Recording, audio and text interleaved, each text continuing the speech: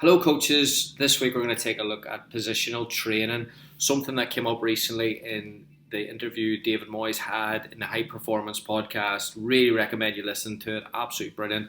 But he said one of the changes that he saw in recent years has been the increase in unit work and individual work and more specific areas of coaching. So I thought, why not do a little bit on this here, and something that I've written about before.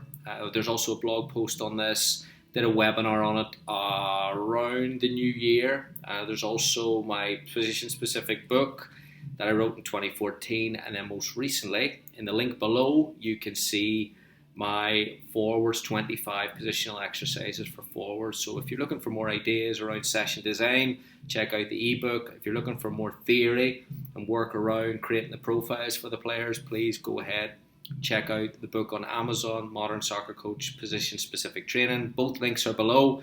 If you want to support the work, that helps greatly.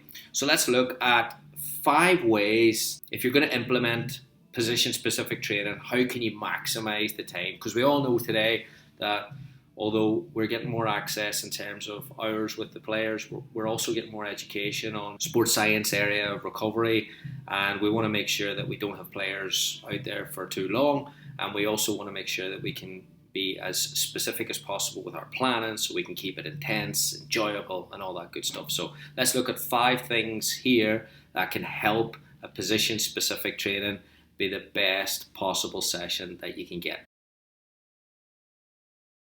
Consistency is definitely the first one for me. So I think we all want to do position-specific training. We all want to do a little bit more with our players. Often the time doesn't come up, and some of us have crunches during the week, and some of us have tight schedules with our practice times, whatever it is. It can be quite challenging. When you're implementing the program, I would say that the most important thing is to put it on the schedule every single week. And even if it's for 15 minutes after a session, you've got a better chance of that player getting the information and being more clear with what you're looking for in terms of the detail of the work. But then second of all, and I think most importantly, is that when you implement it into a training schedule, the player then gets an idea of its importance from your end. So if they're doing it once every 6 months, they're probably thinking, well, maybe this isn't really important, because if it was, we would be doing it a bit more. But if they're doing it every single week, or if they're doing it twice a week, they start to think, well, this is obviously a very, very valuable part of our environment or our culture. So I'm going to commit a bit more energy or a bit more time or whatever it is to it. So I wanted to share a clip. I've showed this on social media as well. It's a clip from Harry Kane from 2012. Clive Allen was working with Harry Kane in the academy at Tottenham, and he talks about those 10-15 minutes every single day and the impact that had. But you can also see how simple the work is and how clean it is technically. So here it is. Okay, Clive, we're just seeing you going through a shooting routine with Tom Carroll and Harry Kane, 2 of the young lads who've been out on London. What are you looking for?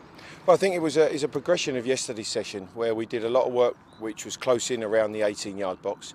And the progress today was that the ball's now moving. Rather than a lot of static balls which they're striking, they're hitting moving balls. So they're playing into a front man, making a run and coming onto a ball that's not always perfect. So just stretching them a little bit in terms of the quality of their finish.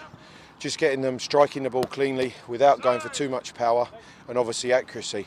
And then just to take that on one step further, playing the ball out wide, so the technique of clipping the ball to the wide player, and then the service and the run going on to finish across, whether it be a volley, header, or that moving ball that's coming in as a cross, side foot quality finish. So, Harry, Tom, very keen to work every day, even if it's just 5 or 10 minutes.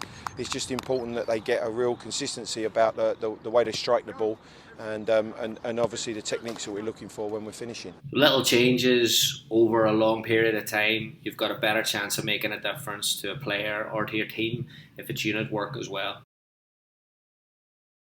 The second one for me is definitely flow, and I think this is the tricky one as coaches, because when we get some time with a group of players, or even if it's an individual player, the coach in you wants to really get specific in terms of maybe correcting technique or maybe working on something that you don't have the time to in a team session.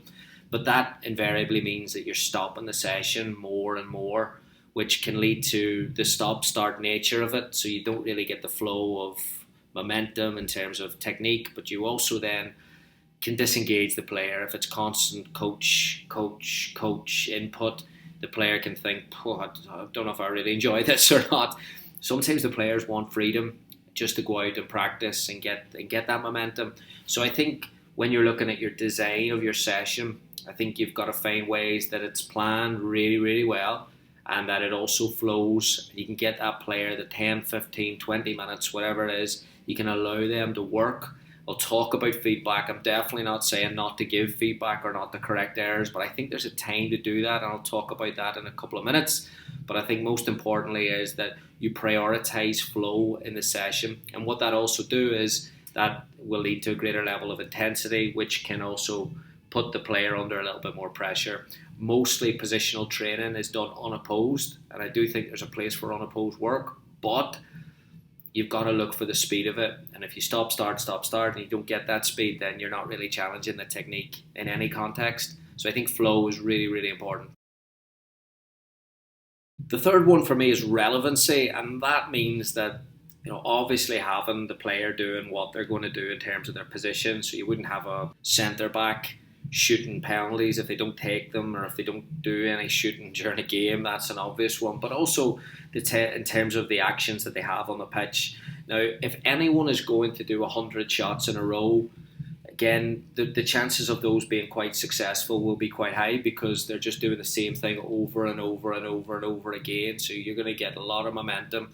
But I think when you're planning your exercise, you want it to be as realistic as you can to the game. And I said before, you can't get that opposed and that defensive pressure. But what you can do is you can challenge them technically and speed, and in terms of the design of the session. So what I mean by that is they're not just doing shot. The session or a game, the game itself challenges you as a forward to maybe have build-up play, and then maybe you'll get build-up play, and then another bit of build-up play, and then you might get a shot, and you might get a chance from a cross. So they all happen, and sometimes just in random moments of the game. What you want to do, I think, when you're designing the session is having ways that there's more variability in your design. So Pep and Linders does some great work, and here's a clip. I'm going to show you a clip on Jordan Henderson that I posted last week on when he was working with England, where he goes through the cones, hits a shot, then he gets another shot from a different angle on a different foot, and then he gets a finish from a cross.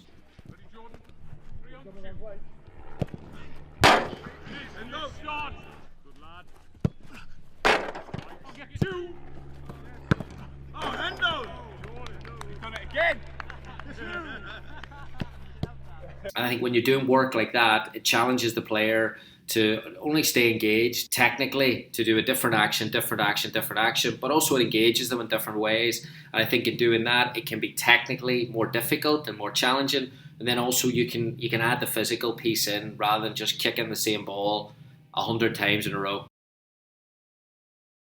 The fourth one for me is keeping it strengths based. And again, sometimes the challenge as a coach is whenever you've got a player and you've got that time again, that you can think, all right, well, we'll start working on all your weaknesses, because if we work on your weaknesses and we chip away at those, then ultimately you're going to be a better player. But there's an opportunity cost here, and I think we should be aware of it. And that opportunity cost is, for everything we do work at, we don't work at something else. So maybe there's an area of their game that's a strength. Maybe focusing on that strength and improving that strength can lead to them going on to another level and really, really making a difference. So the area that I would look at, and there's a goal scored, a diagram I'm going to put up here of Lionel Messi, and you can see all the goals he scored with his right foot, all the goals he scored with his left foot.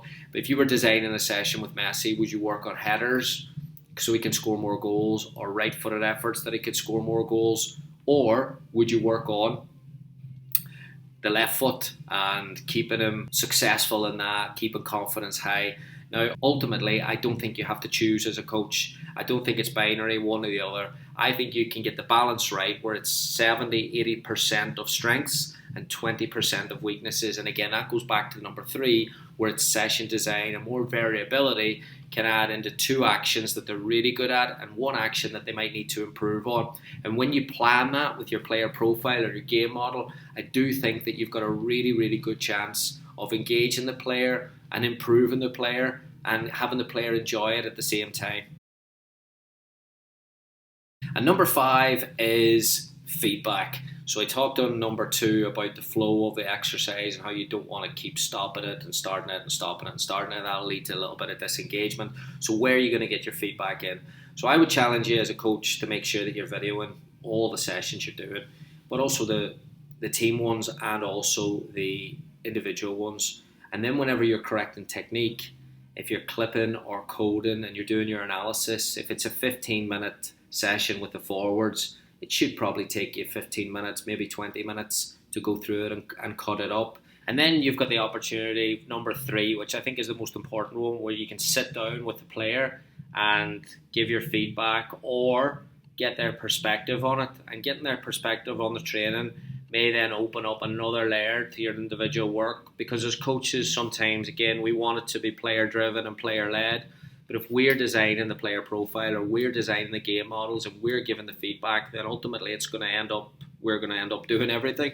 But I think once you start to engage in more conversations with the player, then all of a sudden that player profile might change slightly. That player might say, well, yeah, I'm uncomfortable in this position, or I really like this here, and you can start then thinking about, again, positions, or you can start to think about your system, or you can start to think about development models, and you can start to think about what you're going to do for the next plan. So I think that feedback closes the loop and brings you back to number 1 again, and brings you back to that consistency and that session design.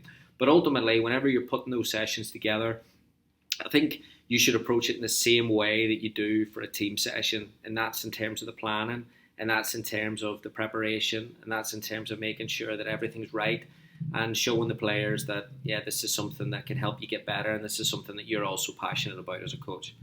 Okay, if you have any questions on the position-specific training, shoot me an email, gary@modernsoccercoach.com. Thanks so much for listening and for watching. Before you go, please check out the ebook on the link below, as well as Modern Soccer Coach Position-Specific Training. Thanks so much for the support. Goodbye.